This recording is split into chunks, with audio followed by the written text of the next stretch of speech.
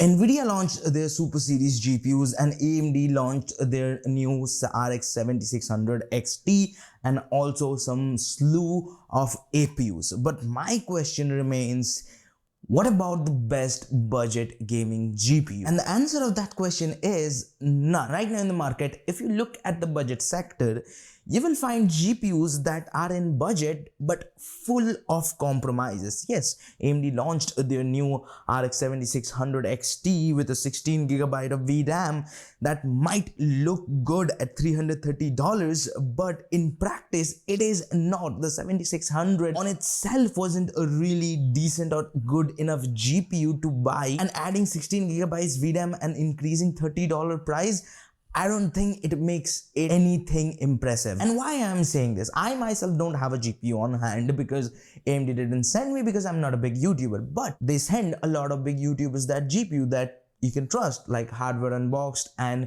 Gamers Nexus. And according to their testing, this GPU, well, it's just a tiny bit faster than vanilla 7600, because increasing VRAM and testing that how will that affect gaming performance is really hard. And the USP of 7600 XT is that it has more VRAM, that's it. And if you want to get a good GPU around that price, you would better off buying a second-hand GPU or a older generation GPU. For example, the 6700, it comes around the same price and offers a better performance. And yes, from Nvidia's side, the 4060 exists, but the 4060 is garbage of a GPU.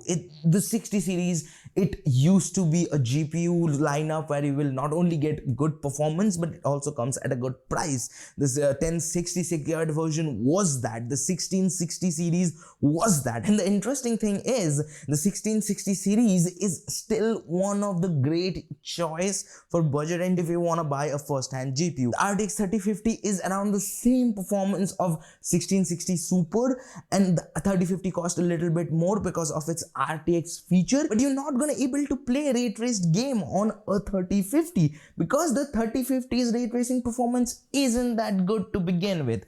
And that's what my problem is with right now with the market. Yes, you have good option. I'm not denying that you don't have any good option when it comes to good bang for buck GPUs, but those are either second hand or last generation. Now, if you get your hands onto a good second-hand GPU after scouring the internet for a long time and negotiating the price, kudos to you, good for you. But a lot of people don't have the time, and for them last generation GPUs might look interesting, which they are, but the problem with last generation GPUs, you will be missing out in a lot of features. And if you go to AMD's side, then yes, AMD offers all of its new feature to all of the GPUs that they have previously launched. Not only that, they also offers their frame generation and super sampling technology.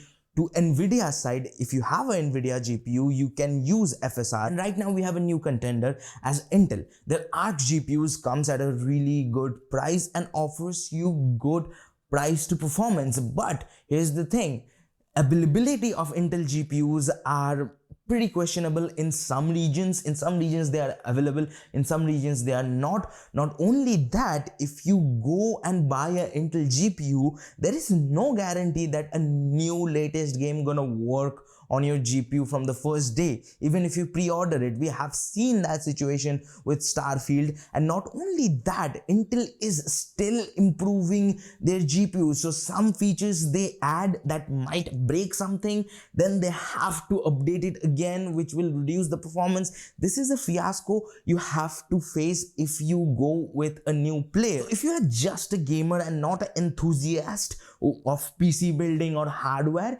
then all these solution looks a little janky. None of them are plug and play solution. Budget end GPU market is doomed. There is nobody giving enough thought to budget and GPU. The 1050 Ti was a legendary GPU. If you wanna get into gaming, if you wanna play AAA games at a decent enough frame rate, used to that you can get away with a 1050 Ti. It didn't used to cost much. It used to give good performance. I would say great performance compared to its money. You would rather off buying a console if you just wanna play games. You are not playing competitive games or anything like that. You have a laptop or you have a PC or you have a Mac for your other work and you just want a game and you want a plug and play solution where everything work and give you good enough performance, well, a console might be a really good option for you. A PS5 or a Xbox can look a decent option compared to building your own PC by yourself,